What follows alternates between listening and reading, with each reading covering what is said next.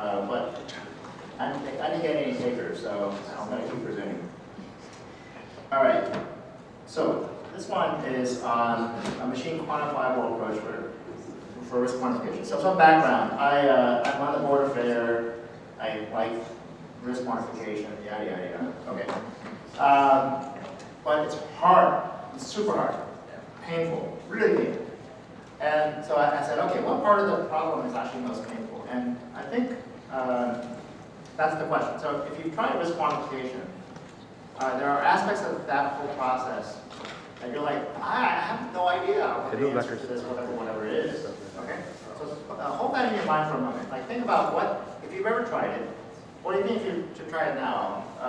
When you say risk quantification, like what part of that is the hardest part? Okay? So hold that thought. Now, for those who are familiar with some of my work, one of the things I created is this thing called the cyber defense matrix. And the perspective I have is, across the cyber defense matrix, there's a set of activities that we perform. And I'm just going to arbitrarily just letter them from A through Z. So the perspective is, across all the things we do in cybersecurity, and by the way, earlier when Ariel was talking about the 25 boxes, or I mentioned this is one of the 25 boxes. So imagine, again, you have 11 players, you only covered 11 boxes. These are the 25 boxes earlier I mentioned. Okay, so anyway, but if I were to dig deeper into each one of these boxes, there's a lot of sub-activities. What are the sub-activities? Like what's A, what's B, what's C, D, so on, so on, so on. I'll go into that a little later. But the perspective is, if we had a really, really complete and exhaustive program, it would look something like this, where we're doing everything that you could possibly do in every one of these boxes. And by the way, doing this is extraordinarily expensive. Okay, we couldn't even do that at the major financial institution with $1 billion budget. All right, so with $1 billion budget, we couldn't fill all these boxes. Good luck if you don't even have close to $1 billion, right? Okay, but so I would say, well, we actually do something more like this. Okay. And whether we do this intentionally or unintentionally, it looks something like this. Furthermore, you notice this thing on the bottom, people, process, and technology. And I would argue, of those things that we do, it looks something like this, where some of the things that we should really be using technology for, it's actually people-driven. Okay? So you see where, okay, so there are things that we're missing, and there are things that we should be using technology for, but we use people for instead. And I think the goal is, can we do something like this? And I'm just picking one column for now, but the idea being, can we turn all this into red? How achievable is that? That's the question. Why is that the goal? Now the cost. Scale. Yeah. Scale and cost. Scale, cost, and I have thesis, which is, I think that most of what's happening here should be done by technology, not by people. Now, there's a little bit of people here, so this may not be realistic, and that's the test, that's the question. How far can I get? Can I make this as technology-centric as possible?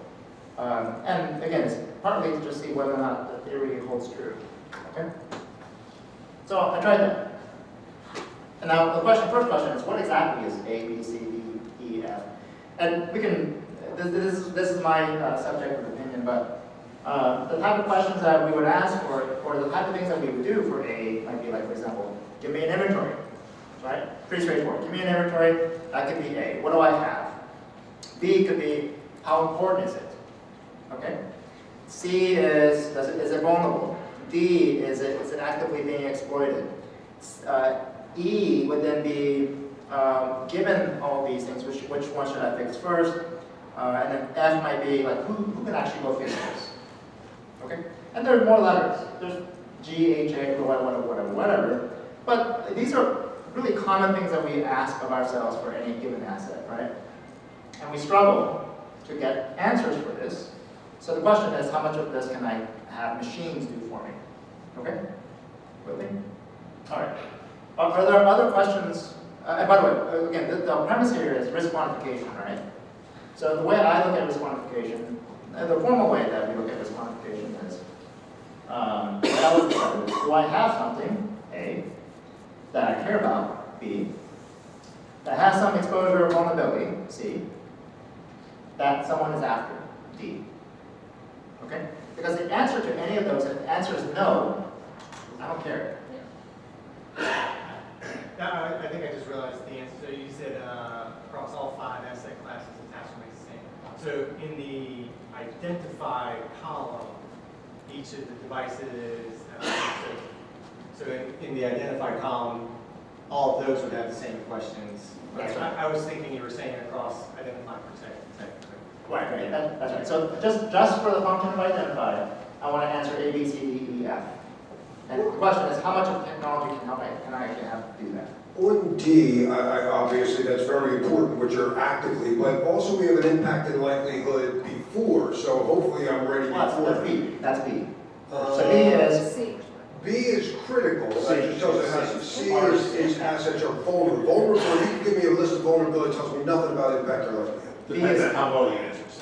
No, vulnerability is risk identification, impact and likelihood okay. analysis. So here's actually one of the problems that we have in security, first of all, which is we don't seem to agree on terms. Yeah, That's a problem. it is. That's a major problem. I think it's pretty consistent from the Lloyd's of London insurance from It's a- 1700, or first 1700s, that you identify your assets, threats, and vulnerabilities. Somebody could run a scam. You got all this list of vulnerabilities. Do I patch anything? I do an impact and likelihood next. I have to do that before I select any control. I'm not going to spend money on low likelihood, especially if it's low impact. So you need a question between C and D, so. Yeah. Yeah, and I mean, Phil talked about the same thing. That's how I'm evaluating this is the way the words I'm using, but I'm essentially doing the same thing. So let's talk it through and we'll see where it ends up. So the first question, what do I have? Now, if you are not using a technology to do your inventory, that sucks for you, right? Okay. So what asset do I have? And by the way, this is across all types of assets. So I said just a moment ago, if you're not doing an asset inventory using machines, sucks for you. You probably thought, well, I have my device inventory by machines, right? Yeah, right? Code Okay. repositories. All right, there you go. So, Do you know how big your GitHub is? that's right. Do you have, it's not just your code repositories, but like, Buildings. where do you get your application inventory? Yeah. Is that from a button that you press that automatically scans a bunch of things and gets it in the application inventory? Or do you have a spreadsheet that's somebody's supposed to fill out or Well, SharePoint? so do you know form? that it's actually scanning all the things? So the question is, can I get, how much is this machine quantifiable? Okay? So this is just knowing I have something. That's the first question. Do I even have something? The second question is important to me.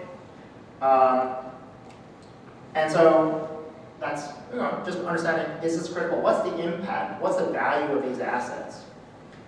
And this is, I would say, this is where we run into problems when it comes to risk quantification, because this is the one quantifiable number that we're like, I have no freaking idea. Okay? Now, we do this in a very human-driven way. So the designation of critical is a human-driven, I think it's critical. Yes? Okay? And so we go and label these things and we just arbitrarily say this is whatever, whatever. But we have a heuristic though. And that heuristic kind of looks like this. So let's say, for example, we say it's internet facing. Well, what is it about something being internet facing that makes it critical? Like what's the attribute that emerges from the notion of being internet facing? Does it serve customers? Okay, Does it does make it serve? money? Well, let me ask it slightly different. How many customers does it serve? A lot, right? So maybe just a simple fact that it's internet facing implies that it has that the user population associated with that is very large. Okay? Or another way to look at it is the number of people who can connect to it is, for all intents and purposes, infinite. Okay? Shouldn't criticality have to do with the business, not the volume? I mean, you're gonna have to multiply by something to get there. Should, yes. Should it? Yes, absolutely. Is it, do we do that today in some quantifiable, easily quantifiable way? And I would argue, Don't well, we That's asked, why it's so hard, because we don't do it. well, we asked the business, hey, which ones are critical assets and by how much and what's the value of them? Do you get answers from that? They say, you tell me. I don't get answers from stupid question. The business doesn't know what Kubernetes is. And they don't care about assets. This asset fixation is asset. Actually, the best way to tell is usually after it's They been care about. If you can talk to them in that language, you want to get them. Yeah, and there's a business value associated with some systems. But we don't oftentimes operate at that system level. We're operating at the more, so this is very much a reductionist view, okay? Reductionist view saying, we have some business process, some business function, and it manifests in our life as these things, these little things here. And we're like, okay, which one's important? Which one should I patch first? I don't know, okay? And that's part of the challenge, I totally agree. So we'd love to have a business tell us, hey, this Kubernetes cluster here is worth $100,000 and factor that into your, that does not happen, right? I'm sorry, isn't this the point of having a business continuity plan? Like, Yes. okay. Yeah, Like the things that are critical are the things that need to be, but that's not the question. The question is, what defines it to be critical to begin with? well, if it breaks and your business stops, You're that's a the other- problem. Well, I mean, Your business is Resilience category, is it account the problem is you ask anyone in the business and they all say their system's critical. Well, it has to be, because otherwise why do you still have it? Exactly. Why do you have a even- job? Yeah. Even if you have perfect business impact analyses that are quantitative and so on and so forth, they're done from the point of view of availability Right. and integrity. They're not done from the point of view of what happens if somebody leverages that system or that application to compromise some aspect of the network. Yeah, it's usually only availability, not integrity. Yeah. Yeah, exactly right. that's another problem. Did Target think the heating and air conditioning system was critical? Is it? Well, no, hold on, wait. Right. But, well, certainly not from the business's standpoint. Yeah. It's, Well, after the fact, it certainly was. Well, they're still doing okay. it was a path. I don't know if I would still say it's critical, but I would say it was a path, path to entry. I don't, Right, it was a path of entry, but who would have thought of that as critical? well, nobody, that's the point, nobody. Well, no, but the thing it was connected to was critical. and Yeah. that's connected. Yeah. And so the question, I think the question still remains, which is, how do we know what is critical? After you get hacked. At the EIL, you actually made an assumption during your presentation, which I wasn't going to say yet, but I was going to say here. I don't think we know what is critical. We had a funny one, we turn it off and see who complains. Yeah, the screen test. Okay. So, but and that's actually that could be a factor. Like who yells the loudest when something goes down? That's a factor that tells us how critical something is. Anyway, we have these different parameters around it. We think this is critical because this person has lots of access, so that person is critical. Okay. We think that this database is really, really large, therefore, and it holds maybe lots of stuff, and therefore it's more critical. There's all these different heuristics that we use to say we think that this is more important because at a reductionist asset level, which I agree, Jerry, your perspective of it's somewhat asinine to look at it at that reductionist asset level, but that's where we operate. So I need to figure out, of all these assets, which ones should I worry about first? Okay? I think you need to ask a way more specific question than critical or not critical. Right? Like that's not the measure. So at the organization I support, we have a business continuity plan. My job in that business continuity plan, if a bad situation happens, is to stay home and make sure my desk is available for important people. Right? Like it's super important that I do that. But you're implying something that isn't been explicitly stated, which is why are you important? Correct. So I think that's what I was going to get to, right? It's like in this business continuity plan, I think there's an implicit assumption that a bomb has gone off in a building and desks are a critical resource, right? So I need to abandon my desk, right? In the event of a cyber attack, right, there are a whole bunch of people who need to get out of my way, right? and I'm going to be very, very critical. And by the way, they're going to immediately declare a coup event. And my job is going to be to stay home, and they're going to realize really quickly that, well, actually, we have a different type of event here, and certain other people are now critical, right? So, But again, my question is, why is a certain individual all of a sudden critical? What is the? because you have to ask a specific question. In a cyber event, I'm critical, right? Why? In a bomb, Why? I have certain knowledge. Because What do you supply? you do in what way? Like, there's some access that you have, there's some function that you perform, there's some Correct. there's something that you connect. Right. Okay. But in patching, right?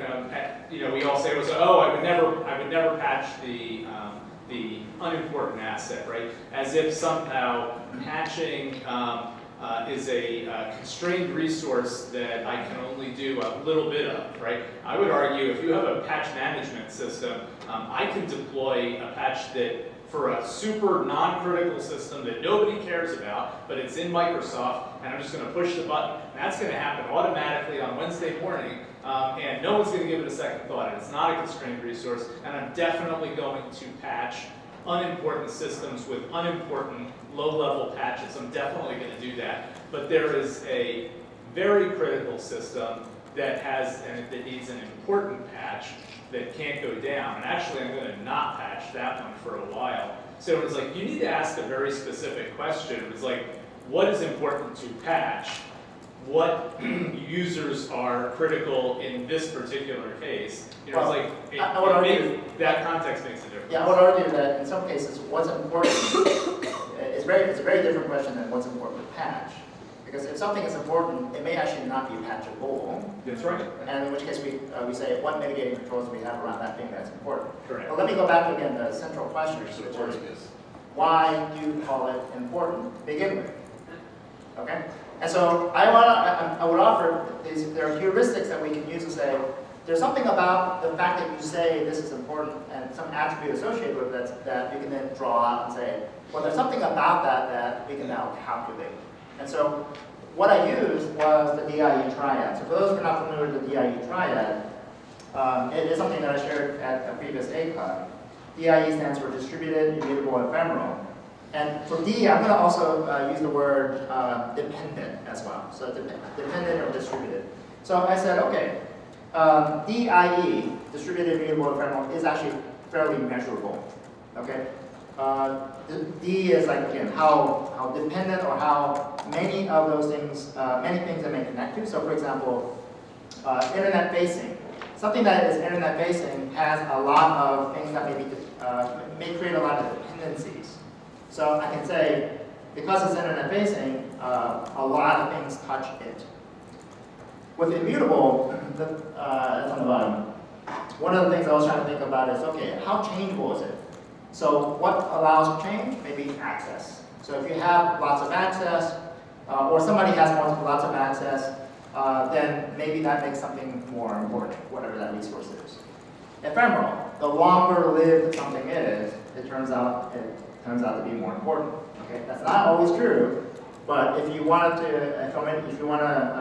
test this, one way to think about this is to use your cells in your body. What cells in your body are very short-lived? And what cells in your body are very long-lived? Right. Okay, which one's important? If I were Both actually are.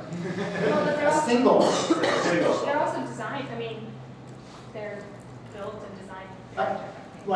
Exactly, I totally understand. But let's say I'm an alien from some other world, and I come down and I zap up some alien, whatever, and I study the body and say, okay, human body, let me just divide up the cells into short-lived, long-lived. I have no idea what the function is of these cells. Which cells do you think will end up being critical? Those long-lived cells. Okay. I think we're using the word critical and important interchangeably, and they're different. Well, at this point, what I'm trying to do is to associate a value.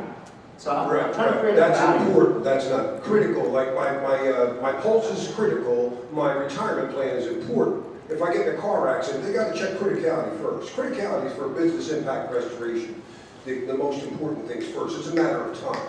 Everybody's important, but customer service might be more critical. Okay, so I think that this is where the semantics may throw us off. But at the end of the day, in the risk quantification activity, I'm trying to associate some value to some resource. Right, important is better. That's what I Yeah, said. so ultimately, I'm trying to associate value. Go back to the cells. You call it value, it won't matter which word. Yeah, so I'll go back to the cells, and which cells are more valuable? Are you okay to lose a couple of skin cells, or are you okay to lose a Well, couple I of don't brain want cells? skin cancer. It's killed a lot of people my age. But I think most people agree, you would rather lose a few skin cells than a few brain cells, right? Yes. Probably. Okay. So the question is, can I use this to then be able to determine value in a very machine quantifiable way? Because now, these are actually very quantifiable. And if you have a good asset inventory of any sort, then you can actually start calculating this. One of the easiest values to calculate is the ephemerality. I've done this test a number of times, and I would encourage you to try to do this. But see if you can get the uptime of all your servers in your environment. Okay? More importantly, see how quickly you can get it. Because you'll be surprised how fast you can get that. Why? Because every CIO is measured as a KPI called uptime. Okay? So they can get that information really fast to you. And now you have a measure of criticality. And it's just a proxy measure. This is not a absolute. So let me go back to the cells for a moment. What's the value of your brain? Anyone? Of what? Your brain. Mine or yours? Yeah. Yours. If it hasn't been used and it's in good condition. But I have no idea, right? Okay. What's the value of some patch of skin? I don't know. What's the value of your kidney? Guess what? There is an actual value. So this gets back to the question that I asked about like how do we determine worth, right? Mm-hmm. And it's, there are many different ways. One is well, how much is someone willing to pay to obtain or to take it, right? Like how much is someone willing to pay to protect it? How much does it cost me? This is something that I learned as a freelancer, is that like not to price by how hard it is for me, but to price by how valuable it is to my customer, right? Yeah. Or And there's since I'm running my own business, but like, so Yeah, worth and being there's a lot defined in all sorts of ways. There's a lot of behavioral economics in terms Yes. of around how much I value versus how much you value. Exactly, what is the dollar worth, right? But at the end of the day, there's absolutely lots of variation. This is an imprecise. I'll put it this way. You're just trying to be better than the existing. I'm trying to be better than our current this quantification approach. So if I can quantify it in some meaningful way in a relative way, So, right? Yeah. So I can say, I may have a coffee mug that I may want to sell to you for $10, but it is only really for $5. But this coffee mug may be more valuable to me than this pen. right, Okay, even though the pen may cost more. right. So in is like part of what you're asking is like if you assign a value to a thing, right? Like, Well, are you, so is I'm what you're Is proposing an like alternative- giving you a is an value? alternative way to provide value. Yeah, I'm not, in fact, let me be It's a clear. guesstimate. I am not providing a value. I'm letting the system tell me that, right? So right now, the problem that we have is we are asking people to do that. And how good is that? How's that worked out for you? People suck. Okay? It sucks. Yeah. Everybody answers differently. and Everyone answers differently. At different days. Right. So now I have a much more objective way to say, look, I have a starting point. You can say, so my analogy I oftentimes give is, who thinks, well, so what do you consider a long-lived, what's a long-lived skin cell called? Tumor. It's called cancer, okay? Who values that? Anyone? Oncologists. I mean, as on a personal level, if you had a long-lived skin cell, who values that? Well, the answer is Cindy Crawford. She has a mole on her face that's called a beauty mark, and that is a really expensive. That's a really valuable resource for her. Okay, that's her prerogative. And by the way, we call it cancer, but she calls it a beauty mark. And why? It's because it's a long-lived cell that she's unwilling to part with. All it is a benchmark. Okay. And it provides a machine quantifiable benchmark to say, this seems to be of greater value than this versus this versus this. So these kidney cells, with a certain life associated with it, seems to be more valuable than, let's say, skin cells that are much more shorter lived. But maybe less valuable than brain cells, which are longer lived than kidney cells. Is this really a marker of value, or really where your broader system is most sensitive to perturbations? I'm not answering that question yet. Okay, because now you're talking about what I think Larry was trying to get, which is this critical? Guess what? Losing a kidney, not that critical. Second one is. The second one is critical. Okay, but losing your first one, losing your brain cells, anyway. But again, your point is this is just better than finger in the air. Right, it's not yes. 100%. And it provides a relative ranking. It's just data. And as soon as you have a benchmark to say, I know the value of a kidney, well, guess what? Now you can do an approximate You can approximate the actual monetary value up and down as well. So I tried this. I said, okay, can I actually do this? And so I did. And this is a real example. Zero, don't even. No, that's good. No shots. So it's a real example, and I said, oh, look, I want to take an arbitrary type of data set, and in this case, it's just code repositories. And I said, I'm going to go through this systematic approach and see if I can come up with a value. Now, you see the value here, score, and these are unitless, okay? It doesn't matter what the unit is. But now I have a relative ranking. And I was going through this, I'm like, actually kind of makes sense. The kind of stuff that we have on the top here, I'm pretty sure is valuable to the business from a code repository standpoint. And I confirmed that with them and said, are these the ones that are really important to us? They're like, yep. And I said, what the heck is docs old? That's important to compliance. I mean, to me, that looked like a cancer cell. Okay? Well, wouldn't that look like a cancer cell to you? Docs old. And I said, cancer. I want to cut it out. I want to get rid of it. But she said compliance, you might be whatever Sarbanes-Oxley Yeah. says you gotta hold. Yeah, gotta hold And it. for whatever reason, That's Sidney Crawford. so that became the equivalent of Sidney Crawford's beauty mark for my organization. I was like, why do we have that? And for the most part, people are like, yeah, we kind of need to get rid of that. Okay. But it was an interesting sort of exploration to see can machine quantifiably capture this information. Okay. So Is this, apologies if this is an uneducated question, but is all this connected through like an API or like how did you actually Assign the values. execute this? yeah, so these are the attributes I use. As much as possible, if I can obtain them, I grab these attributes. How old is the repository? How old is the code? When's the last time any code's been changed?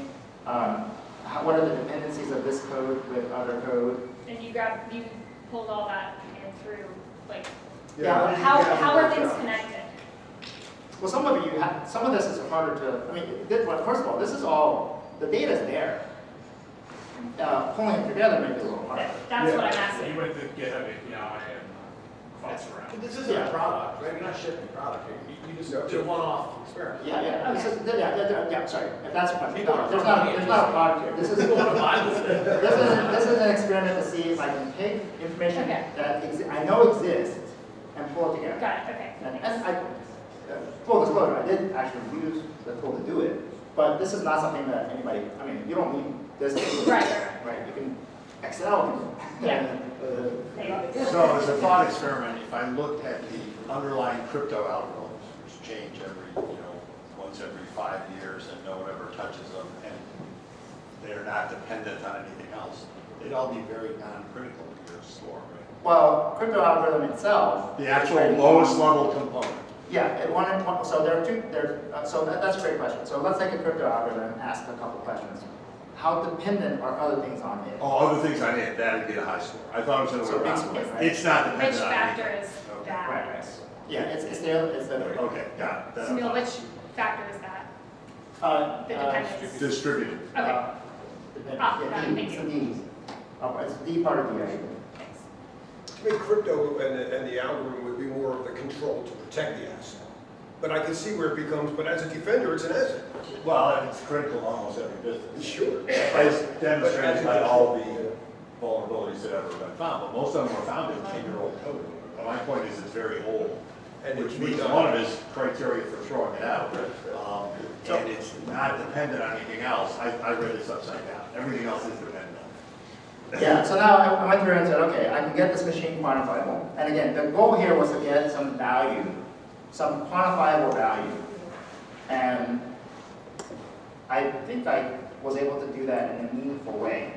To be able to then validate with the business and say, does this ranking make sense? And they said, yep, it actually does make sense. Okay? And I would argue that to me, that's been the hardest part of any risk quantification. Because, why? Well, we get vulnerability scores all the time, right? So that's already available. What about exploitation scores, the threat side of the equation? Well, this one's a little harder. And there are things like EPSS, right? but I couldn't get the equivalent of EPSS for all these different types of assets. There's no EPSS for networks or data or users or whatever else. Well, maybe users. You can like the zero flags type of thing may be able to give you some perspective on the EPSS for a person. But nonetheless, the perspective was, can I get some sort of threat score, some exploitability score for all these assets? And the answer was, for some, yes. For some others, I couldn't. Okay? All right, and then based on all those things, can I figure out then which ones to fix first, and then who can fix it? But at the end of the day, remember the goal was, the question I asked myself was, can I turn all the things on the left red? Okay, so again, the degree of dependency suggests that we should have a lot of dependency of these functions on technology. As much as possible, we're going to do all these red things. What we actually do is something more like this. We want to turn it into something like this. How far did I get? This is about as far as I got. Okay? Where I said, okay, asset inventory, what do I have? Machine, that's all technology. Which of these are critical? So I colored this purple because I said, you know what, machines should be able to do 80%, 90% of the work, and then you validate it with a human. Okay? So that little piece that you see in here, I still think people should do that. Okay? Because at some level, again, if I find the docs old, or if I find a beauty mark on someone's face, at some level, I want the person to say, yes, I want to keep that. That sounds like information versus knowledge. Yeah. Oh, Yes. see how you. Or even verse wisdom. Oh. Takes wisdom to answer this question. Call that. Nice. Okay, so C, which of these are vulnerable? There's ways to scan them and get machine quantifiable data for that. Which of these are actually exploitable? So this is where I don't think our industry isn't there yet. I don't think we have exploitability scores for all these other things as well. But we do have it for devices and applications. And of course, if Jonah were here, he'd talk about SXVC and all the things associated with that. But that's it. The exploitability scores we can get for the devices and applications, not much else. And then the rest, I was able to automate the rest of that too. So the perspective here is, I think there was a limit to what I can actually turn. Can I turn all this into red? No. I think there's a people element here. And can I do all these activities? No, because these don't even exist today. At the end of the day, my goal again was to have this as machine quantifiable as possible. The hard part has been, I think the one linchpin in all this has been, can we put a value to our assets? And when we couldn't do that, or when we had to guess at it, that's where risk quantification falls on its face. But what if we can actually do machine value, we can calculate value using the DIU Triad that we saw before, and at least come up with an approximate, a proxy value, okay, a proxy value for which I don't know what these numbers mean. They have no unit value right now. But as soon as I can benchmark the value of a kidney, I can now figure out what's the relative value of every other organ in your body. Okay? Likewise with this. Okay, so you've got this list. Things are ranked in, I assume, highest to lowest, relative importance and value. So to go back to, again, like one of the definitions of what is something worth that I've worked with is, well, it's worth whatever you're willing to pay to, maintain it or whatever. So what if you have this list and it turns out that it's not, that the way that you are dividing your resources is not synced up with what this triad would deem as of the most importance? Yeah, so let me see if I can re-answer your question. All right, restate your question. Yeah, please. You have two stakeholders, and you budgeted 50-50, and all of a sudden you realize that you should have actually budgeted 90-10. Right. And so now you got to take away 40% of the Yeah, you budget don't get extra. and give to the person that actually should deserve that, right? So that's a business political dynamic that is out of scope for this conversation. This is just data to feed that conversation. But it's now you're coming with Yeah, you're coming with data to say, here's why I'm taking away budget. Yeah.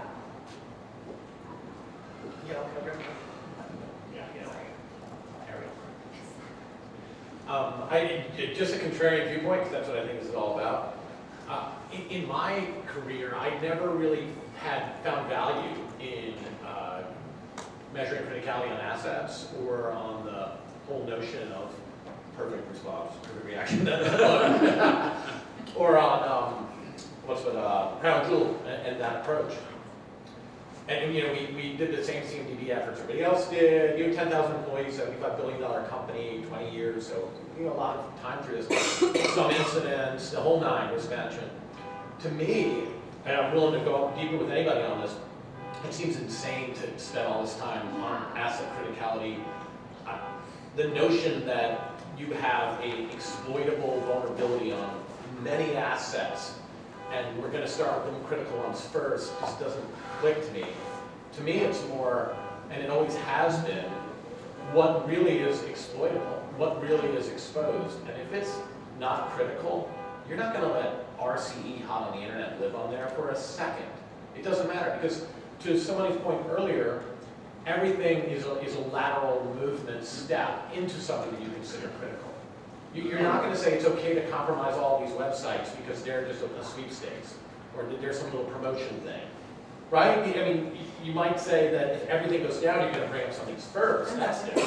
You're not going to not secure some stuff. And this crap about the CEO being the most important user and you need to watch them for phishing. Who fishes a CEO?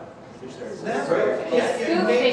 Or their assistant, neither, because nobody wants the CEO's emails and all other crap, right? They want the money, right? They're going into accounts payable, clerks. That's where you go after, or they want the sysadmins in the group. So I think, and that's asset criticality as well. Yeah, and well, go back to the persons. Like, what makes that person? Why would an attacker go after that person? It's because that's value. So I think we have this inverse view of value. So let me go back to the executive assistant for the CEO. Who's more important, the CEO or the executive assistant? The executive assistant, because they have way more access than the CEO. Okay, but that's it. You're right. I mean, there may be lower hanging fruit as well. Let me be a contrarian to Jerry's contrarian view. Cutting into a talk right now. You're cutting into his talk already. Yes. So. The perspective of value of an asset, let me offer it. I ran, as an experiment, we had a fully vulnerable, fully exploitable SSH, a system with SSH running on it, and we said, go after it. Okay, red team, go after it, feel free to do whatever you want to try to do with it. Actually, Caleb Simon did this too. He set up serverless functions, an SSH environment, an environment you can bash into and then you're done, right? You can do whatever you want to do, okay? Sorry, an environment you can get into and then you just had a bash run. So you can do whatever you want. And it turned out, because it was so short-lived, there was basically nothing you could do with it. Now, in Caleb's case, people found a way to crypto mine, so it's like, okay, I'm going to shut that down. But from beyond crypto mining, in my example that I set up, it was frustrating to the attacker because they would get like partway through, and even after they scripted an attack, they would get partway through it and the machine would get paged over. So our skin cells are like that. You get sunburn, and what happens? Your body paves over all your skin cells that may have been damaged. Okay, and by the way, your skin cells remain vulnerable. They remain exposed. You don't bother patching them because they don't need to. So, I think it's interesting going through this thought experiment of trying to automatically quantify criticality and things. I guess maybe a couple things, or I guess maybe two questions. So what do you think would be the likelihood of doing something like this would ever, I guess, sell or become industry standard? Right? Like, is it one of those things of, hey, this takes too much effort for it to be valuable or something? Or when could that effort become valuable, and or is this a solution looking for a problem? Yeah, so let me answer the second part. The problem already exists because whether you like it or not, there's a lot of people trying to do risk quantification. So this is an easier approach to doing that because now it's machine quantifiable. Going to the first one, the reason why it's easy is because I would challenge you all. Go and see if you can get the uptime of your systems. See how long it takes, okay? I'd be shocked if it takes you more than an hour. And maybe that hour is just because you don't know who to ask, okay? But once you know who to ask, they'll come back to you with this at least one of the attributes of the DIE triad, which is the E attribute. The other attributes will take a little longer, no doubt. And it becomes more of a refinement at that point. You think this has a certain amount of value? Well, if you add the other attributes of D and I to it, it may change the relative ranking. But if you want just a real quick initial view of which ones are more valuable, your skin cells versus your brain cells, that is trivially easy. And so from an implementation standpoint, this is not a theoretical implementation, this is an actual one. And I've done this here as well as at Bank of America. And I've heard the same thing, and they found that it's a lot easier than we think. So maybe instead of trying to get too much of a specific number, maybe make it more so like it's a skin cells or brain cells, or something. So Yeah, you only need Well, this some, number is easy to get is his point, so you got Yeah. an easy number, use it. and you have to have some arbitrary cutoff. Okay. So what is the arbitrary cutoff? So let's take the age of the system again. Is the cutoff a year? Is the cutoff? So actually, the cutoff that I would use is whatever your SLA is for a certain level of patch, like so medium or high, whatever it is, very vulnerable. The vulnerability severity if the severity of vulnerability is high, and you have a patch window of, I don't know, 90 days, 30 days, whatever, use that as the benchmark and say anything older than that, that's a pet. That's what do you want to call it, critical, okay? But that falls into that category, like a brain cell. What else? So let's say I listened to your RSA DIE talk and I became a zealot and followed everything you said. And what you're telling me today is once I plugged that into the equation, everything I followed during that would get a doesn't matter score, right? Because I would have made them distributed. You tell me what would the score be? Because I make them all very short-lived, which makes your cut, right? Well, not everything is DIE. There's still going to be some pets in your environment, and those pets, you're going to have to. What if I made my critical things DIE? Yeah, I think that's the point. Well, they're not critical. Then they wouldn't be critical anymore. Critical from how you're defining critical. Yeah, I mean, yeah, if it's a pet, it's long-lived, it's already, you already have an obligation to secure that thing. But I'm trying to design systems to be DIE as possible, So it's the opposite. So the more DIE. Well, maybe critical isn't the right, maybe he's arguing critical for a different reason. Yeah, I would argue valuable is not right. They're still my very valuable assets. I just don't need to worry about them. Because I followed DIE. No, I don't know how you could do that with, you hold social security numbers, you're replacing, that is a valuable asset, and how do you make it? If I gotta keep it, if I have to keep it, if don't keep it longer than that. That's the DIE approach to social security numbers.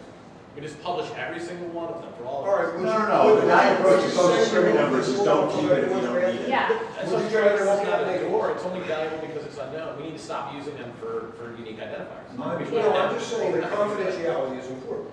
In some cases, it's a law. But You not can't keeping walk secrets is the best defense. No, It's illegal to not keep your. But then it's not DIE, then it's CIA, then you kept it.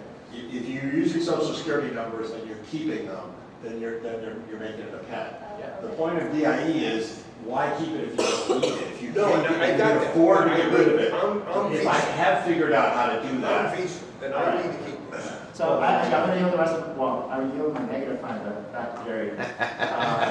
But that's how, I mean, so we're getting to the semantics of what we mean by critical. I think what you're saying is, as a system, the system itself, like your skin is critical. I don't think anyone would disagree with that.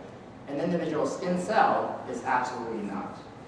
A brain cell, whether it's part of a system or not, each brain cell, I would think, you would think is critical to you, right?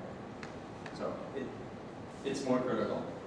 it's, yes, So- it's more critical. So, good segue. There are four measures of, four types of measures, nominal, ordinal, interval, and ratio.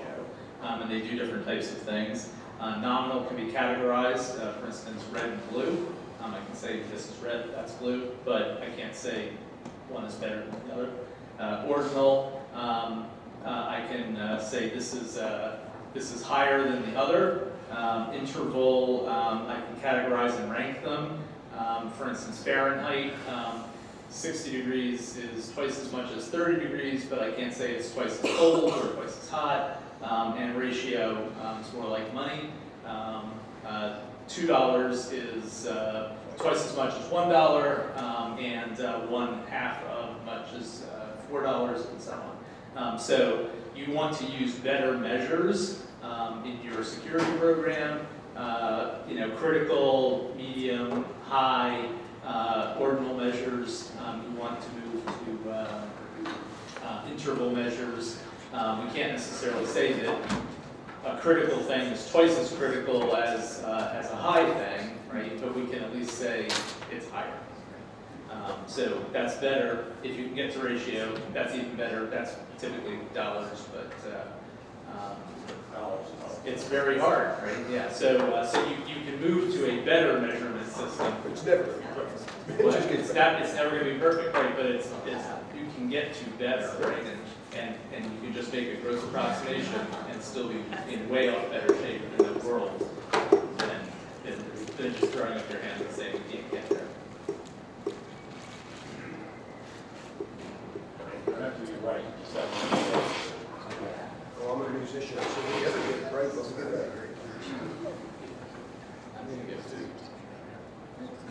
These are food out there. It's great.